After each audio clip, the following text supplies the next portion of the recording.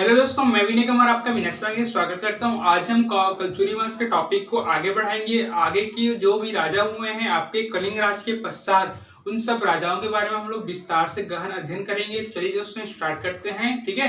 तो देखते हैं, जैसे ही कलचुरी वंश हमारे से दक्षिण कोसल में स्थापना हुआ तो उसके दो शाखाएं बनी। कितना शाखा बने? दो शाखाएं। पहला जो शाखा थी वो आपकी कलजुगमपुर की शाखा थी, दूसरा आपकी रायपुर की शाखा थी। रायपुर की शाखा को हम लहुरी शाखा के नाम से भी इसको जानते हैं, ठीक है। इसको जरूर ध्यान दीजिए आप लोग, ठीक है। तो ये हमारी दो शाखाएं थी, ओके। अब देखते हैं कि अब रतनपुर शाखा के बारे में पहले अध्ययन करेंगे। उसके पश्चात जैसे ही रतनपुर शाखा में जितने भी राजा हुए हैं यदि वो समाप्त हो जाता है, उसके पश्चात रायपुर शाखा की कलचुरी वंश के राजाओं के बारे में अध्ययन करेंगे, ठीक है। तो चलिए दोस्तों स्टार्ट करते हैं हम लोग रतनपुर में जो कलचुरी शासक के कालक्रम को, ठीक है। तो सबसे पहले जो राजा हुए, हम आपको मैंने पिछले वीडियो में डिटेल कर चुका हूं कि सबसे पहले जो राजा हुए वो हमारे कलिंग राज थे। कलिंग राज ने ही सबसे पहले दक्षिण कौशल में जो तुम्बाड़ नाम स्थान है ना, वहां पर सोमवंशी राजा को पराजित करते हुए है ना, सिर्फ तुम्बाड़ को नहीं बल्कि पूरा दक्षिण कौशल को जीत लिया था। और उन्होंने विजय होने के उपरांत ही उन्होंने क्या किया था, तुम्बाड़ को अपनी राजधानी बनाई थी और संपूर्ण दक्षिण कौशल में अपनी कलचुरी वंश की स्थापना की थी, जो कि आपके कलिंग राज से, ठीक है। कलिंग राज के बारे में यदि बोला जाए तो एक हमारे पृथ्वीदेव प्रथम के आमोदा नामक एक अभिलेख प्राप्त होता है। उनसे पता चलता है कि कलिंग राज जी को उन्होंने उस अभिलेख में दक्षिण कौशल के आपके शासक के रूप में, विजेता के रूप में उनको घोषित किया, ठीक है। तो आपको जरूर ध्यान देने की आवश्यकता है कि किस अभिलेख में है कलिंग राज को दक्षिण कौशल के विजेता के रूप में घोषित किया। तो आपका पृथ्वीराज प्रथम के अमोदा अभिलेख के अनुरूप इसको घोषणा किया गया है, ठीक है। तो आपको पता चलेगा कि कलिंग राज के बारे में हम लोग पिछले वीडियो में डिस्कस कर चुके हैं, ठीक है। यदि आपने वो वीडियो देखा नहीं हो तो जरूर देखिएगा, क्योंकि उसमें बेसिक जितने भी थे वो सब मैं आपको डिटेल कर चुका हूँ, ठीक है। अब इसके पश्चात कलिंग राज के बाद आपके जो राजा हुए हमारे कमल राज थे। कौन थे? कमल राज, ठीक है। कमल राज के बारे में बोला जाए तो कमल राज के समय एक अभियान हुआ था। क्या हुआ था? अभियान हुआ था। चूंकि हम जानते हैं कि दक्षिण कौशल के जस्ट हमारा पश्चिम दिशा में त्रिपुरी वंश के का जो कलचुरियों का निवास स्थान था। तो त्रिपुरी राजाओं ने उत्कल के नरेश के साथ युद्ध करना चाहा तो क्या करना पड़ेगा, आपके त्रिपुरी नरेश को उत्कल अभियान के दौरान है ना, आपको दक्षिण कौशल के रूप में एक वहां से गुजरना पड़ेगा। दक्षिण कौशल गुजरने के पश्चात ही हमारा उत्कल प्रदेश वहां पर आपको जाना पड़ेगा, ठीक है। तो इस दौरान क्या किया था, कमल राज ने है ना आपके त्रिपुरी नरेशों की सहायता प्रदान करने के लिए उत्कल नरेश को पराजित किया था, ठीक है। उत्कल नरेश को जैसे ही पराजित किया तो पृथ्वीराज प्रथम के अमोदा अभिलेख के अनुसार ये बोला जाता है कि जैसे उन्होंने उत्कल नरेश की पराजित करके त्रिपुरी नरेश का सहायता किया था, तो उनको बहुत ही मात्रा में हाथी, घोड़ा और बहुत सारे रत्नों की प्राप्ति हुई थी। किसको? तो आपके कमल राज को, ठीक है। इसके साथ जैसे ही कमल राज जी ने उत्कल अभियान किया, तो उत्कल अभियान करने के पश्चात है ना, उन्होंने एक वहां से एक साहिल नामक एक व्यक्ति को उन्होंने अपने साथ लाया और उन्होंने एक सेनापति के रूप में नियुक्त किया, ठीक है। और साहिल नामक जो बहुत ही बहादुर व्यक्ति था, उनके प्रयास के परिणाम स्वरूप उन्होंने अपने साम्राज्य को बढ़ाने का बहुत ही अटूट प्रयास किया, ठीक है। तो ये हमारे कमल राज के बारे में हो गया, जो कि आपके सामने में यहाँ पर लिखा हूँ, ठीक है। तो जरूर ध्यान दीजिए कि साहिल नामक वीर पुरुष किसके शासनकाल में लाया गया, तो ये उत्कल अभियान के दौरान ही हमारे कमल राज जी द्वारा वहां पर लाया गया, ठीक है। ओके, अब देखते हैं इसके पश्चात हमारा रत्नराज प्रथम के बारे में, ठीक है। सबसे पहले ये जान लीजिए, कलचुरी जो राजा था, ठीक है, कलचुरी जो वंश थे उनके जो राजा थे वो हमेशा निर्माण कार्य में, स्थापत्य कार्य में बहुत ही प्रेमी थे, मतलब बहुत ही प्यार लगाव था, ठीक है। तो आप जितने भी यहाँ पर राजाओं के बारे में पढ़ोगे, जितने भी यहाँ पर कलचुरी वंशों के बारे में पढ़ोगे, सभी ने अपने अपने शासनकाल के दौरान कुछ न कुछ स्थापत्य के क्षेत्र में बहुत ही अभूतपूर्ण काम किया, ठीक है। जैसे कि कई राजाओं ने है ना बहुत ही देवालय का स्थापना किया है, देवालय का निर्माण किया है, तो कहीं उन्हें तालाबों का निर्माण किया, तो किसी ने मंदिरों का जीर्णोद्धार किया है, ठीक है। तो बहुत से आपको स्थापत्य कला के बारे में आप बहुत ही आपको जानने को मिलेगी। हाँ, तो हम लोग एक लाइन से बोल सकते हैं कि जो कलचुरी राजा थे वो आपके स्थापत्य प्रेमी थे, है ना, उनको निर्माण कार्य में बहुत ही रुचि थी, ठीक है। तो इस कॉन्सेप्ट को आप याद रखिएगा, ओके।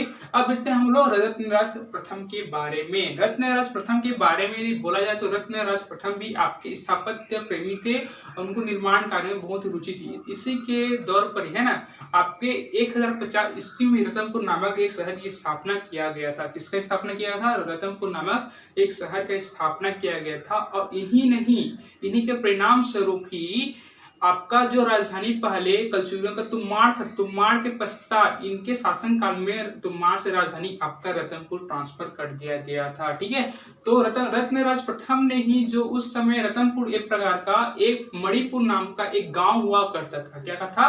मणिपुर नाम का गांव हुआ करता। ध्यान दीजिए, किस नाम का? मणिपुर नाम यहाँ पर गांव हुआ करता था। तो मणिपुर नामक गांव को उन्होंने एक नगर के रूप में विकसित किया, एक टाउन के रूप में विकसित किया, और मणिपुर नाम को उन्होंने बदलकर रतनपुर रखा।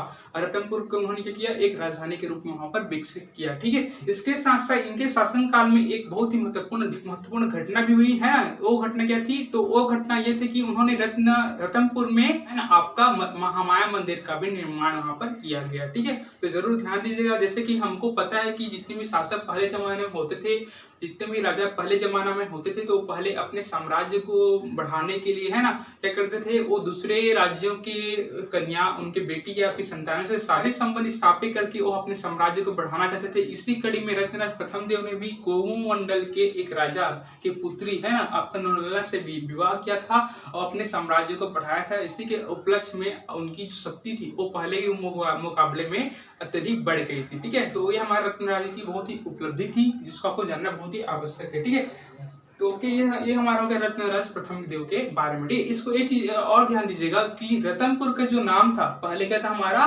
मणिपुर नामक गांव को ही क्या विकसित किया, डेवलप किया, तो आपके रतनपुर के नाम डेवलप किया।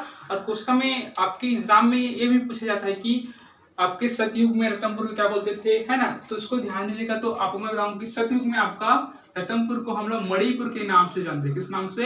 मणिपुर के नाम से जानते थे। इसके साथ साथ आपका द्वापर युग में दोस्तों, तो द्वापर युग में रतनपुर को हम लोग हीरापुर के नाम से जानते थे। किसके नाम से? हीरापुर के नाम से। त्रेता युग में इसको हम लोग मणिकपुर के नाम से जानते थे। और आपका कलयुग, कलयुग मतलब वर्तमान युग में, वर्तमान युग में किस नाम जानते हैं इसको? तो हम इसको रतनपुर के नाम से जानते हैं। ठीक है, यह रत्नपुर के नाम से इसको हम लोग जानते हैं। ठीक है, तो इन सब युगों के बारे में इसको जानना को जरूरी है, क्योंकि एग्जाम में एक है ना ऑनलाइन एग्जाम में या फिर आपके इसमें पूछा जा सकता है कि रतनपुर को है ना युगों के अनुसार किस अन्य नाम से जाना जाता है, नाम लिखिए। ठीक है, तो आपको ये सब आपको लिखना पड़ेगा। ठीक है, इसको जरूर ध्यान दीजिएगा कि किस किस युग में रतनपुर को किस किस नाम से जाना जाता है। ठीक है, तो ये हुई हमारे रत्नराज प्रथम देव के बारे में। अब हम लोग देखते हैं पृथ्वीदेव प्रथम के बारे में। देखा है इसका जो अभिलेख प्राप्त हुआ है हमारा अमुदा, आपका रायपुर, आपका लाखा, ये 3 स्थानों से इसके अभिलेख की प्राप्ति हुई है। इसके साथ साथ इनका जो नाम है ताम्रलेखों में अलग अलग नामों से जाना जाता है, जैसे कि आपको इनका नाम महामंडलेश्वर के रूप में जाना जाता है। इसके साथ आपका संगीता के नाम से जाना जाता है, आपका पंच महाशब्द के नाम से जानता है।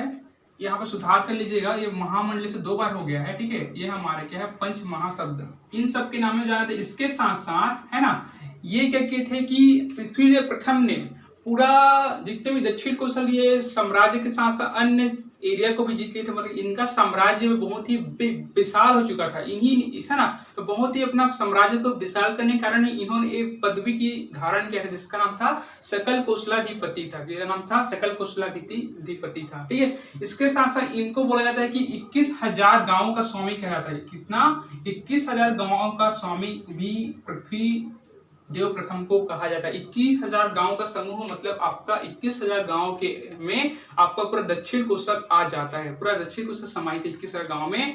इसी के कारण इन्होंने सकल कौशलाधिपति की आपकी पदवी धारण की थी। ठीक है, ध्यान दीजिए सब पदवी आपके, क्योंकि आपके एग्जाम में पूछा जाता है कि कौन सा कलचुरी शासक ने सकल कौशलाधिपति की उपाधि धारण किया था, या फिर कौन सा कलचुरी शासक में है ना अभिलेख में उनका नाम पंच महाशब्द के नाम से उनको पुकारा गया है, फिर उनको लिखा गया है। ठीक है, तो ये सब आपके लिए बहुत ही जरूरी जानने के लिए। देखिए, अब पृथ्वीदेव प्रथम के बारे में स्थापत्य के दृष्टिकोण से देखा है तो उन्होंने भी स्थापत्य में बहुत ही रुचि लगाई थी। इसके साथ उन्होंने क्या कहते तुम्बाड़ में पृथ्वी देवेश्वर मंदिर का निर्माण किया था। इसके साथ साथ रतनपुर में बहुत ही विशाल सरोवर का निर्माण किया था।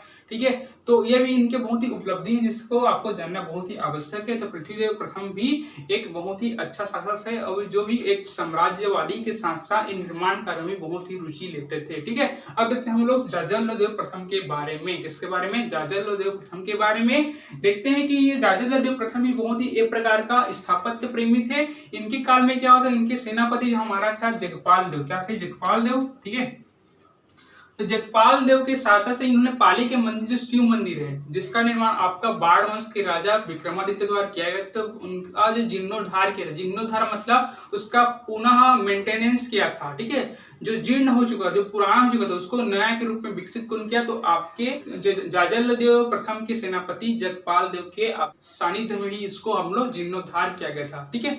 तो हम बोल सकते हैं कि इनके काल में आपका स्थापत्य कला आपको देखने को मिलेगी। इसके साथ साथ इन्होंने जाजल्यपुर नाम का एक शहरी नगर भी बसाया था, जिसे वर्तमान में जांजगीर के नाम से जाना जाता है, ठीक है। और इसी के उपलक्ष्य में हर साल प्रत्येक वर्ष है ना एक जाजल्य महोत्सव के नाम से ही मनाया जाता है, जो कि किसकी याद में मनाया जाता है, तो आपका जाजल्य देव प्रथम की याद से ही प्रत्येक वर्ष आपको जाजल्य महोत्सव के भी मनाया जाता है, ठीक है। ओके, अब देखिए इसके साथ साथ इन्होंने बहुत सारी मुद्राएं भी अपने नाम से क्या किया था, विकसित किया था, जारी किया था, ठीक है। तो यहाँ पर देखिए किस किस नाम से जारी किया था, तो आपका श्री मज्जा जल्लेदेव के नाम से जारी किया था। इसके साथ हमारा गज शार्दुल नाम से भी यहाँ पर आपको देखने को मिलेगा। गज शार्दुल का मतलब होता है कि आपका हाथियों को मारने वाला को गज शार्दुल के नाम से जानते हैं। ओके, इसके साथ साथ इन्होंने अपने साम्राज्यवादी की नीति संग ये बहुत ही पराक्रम थे। पराक्रम के हम लोग कैसे बोल सकते हैं, तो इन्होंने छिंदरनाम वंशी जो हमारे राजा थे सोमेश्वर देव थे, उन्होंने जाजल देव ने इनको पराजित किया था। पराजित करने के पश्चात उसके जो मंत्री थे, अर्थात सोमेश्वर देव के जो मंत्री थे, जो है ना उनकी जो पत्नियां थी, सभी को जाजल देव प्रथम ने एक जेल में उनको डाल दिया था। और जेल में डाल देने के पश्चात उनके साथ बहुत ही क्रूरता के साथ बिहेव किया जा रहा था। परंतु जाजल देव के मम्मी ने कहा, अर्थात उनकी माता जी ने कहा कि बेटा काहे इतना इनको क्रूरता के साथ व्यवहार कर रहे हो, ऐसा बिहेव अब मत करो, इनको आप छोड़ दो, ठीक है। तो मम्मी जी के आदेश पर जाजल देव ने सोमेश्वर देव अर्थात छिंदरनाम वंशी के जो शासक थे, ठीक है, आपका सोमेश्वर देव, उनको यहाँ पर छोड़ दिया गया, ठीक है। तो जरूर ध्यान दीजिएगा।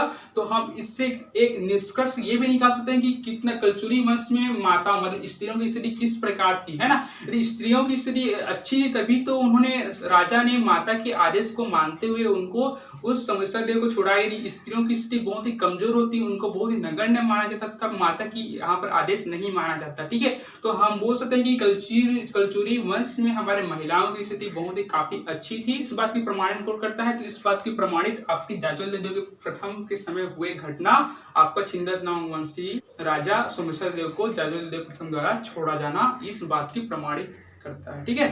ओके, इसके साथ देखिए इन्होंने सुवर्ण बल के राजा, है ना, सुवर्ण बल के राजा आपका भुजबल को इन्होंने परास्त किया था।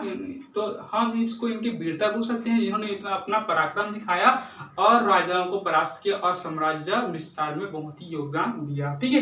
तो ये हमारा हो गया जाजल देव प्रथम के बारे में। दोस्तों अब देखते हैं हम रत्नदेव द्वितीय के बारे में, ठीक है।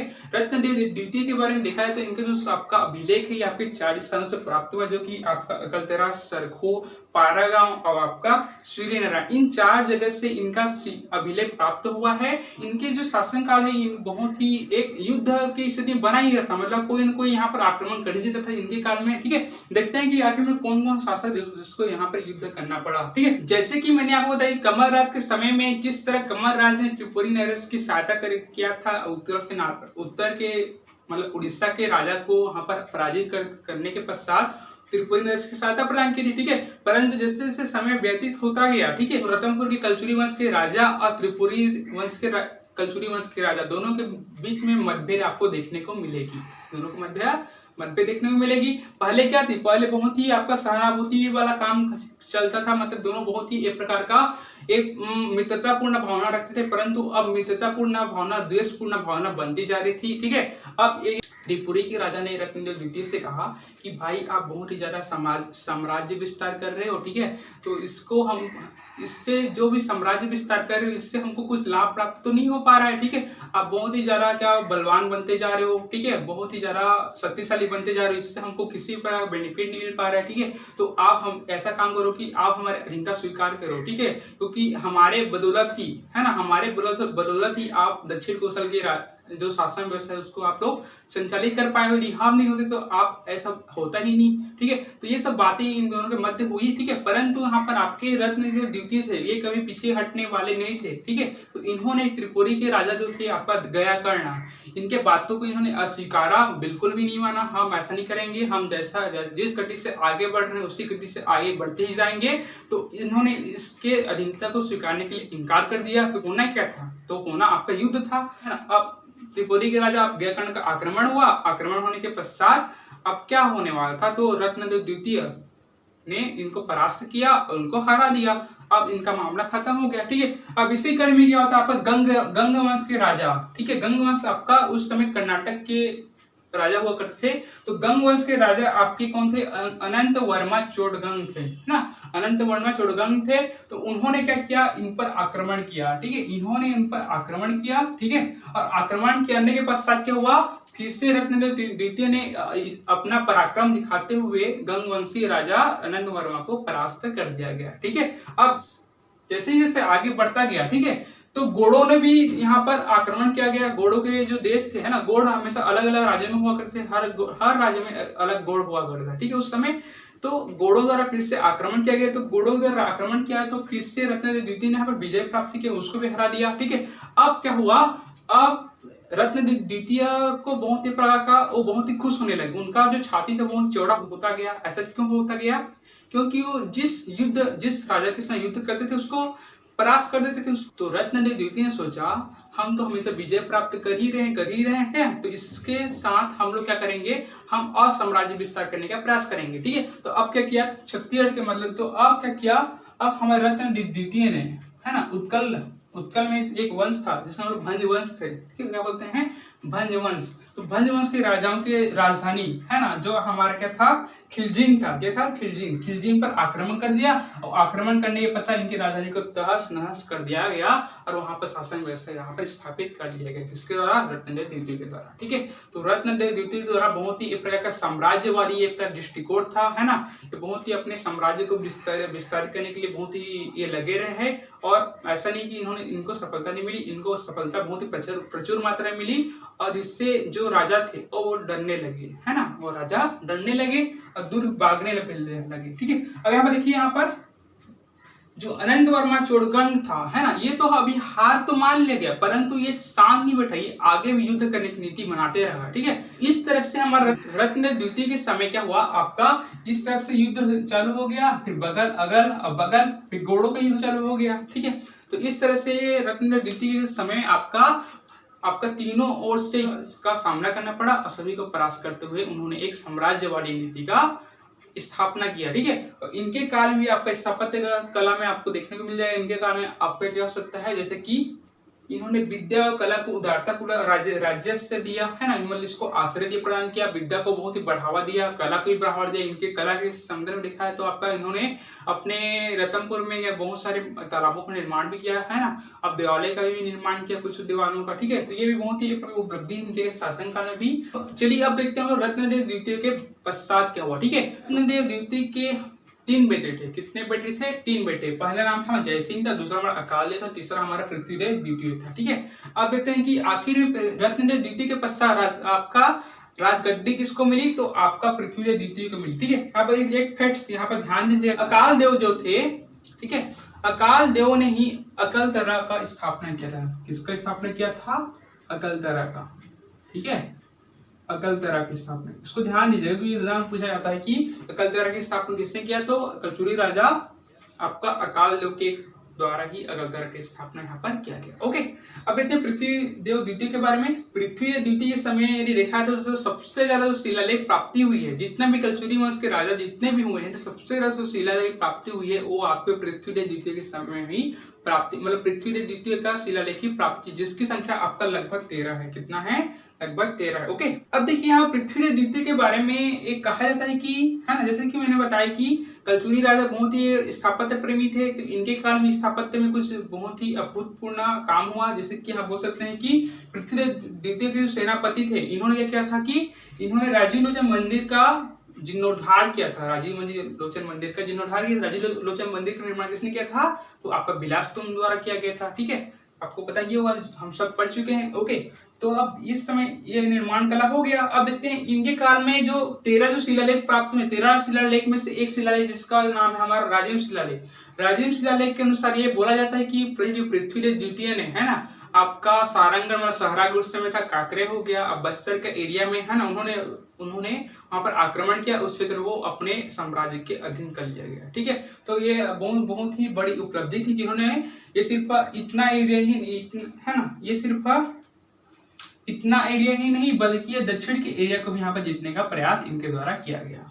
ठीक है, तो ये हुआ हमारा रत्नदेव द्वितीय के बारे में। ओके फ्रेंड्स, आई हो आप लोगों को सभी जितने भी हमने आज पढ़े हैं सभी आपको बहुत ही अच्छे तरह से समझ में आ गया होगा। इसके बावजूद भी किसी भी टॉपिक पर डाउट हो तो कमेंट आप जरूर कीजिएगा। तो आज के लिए इतने फ्रेंड्स, थैंक यू।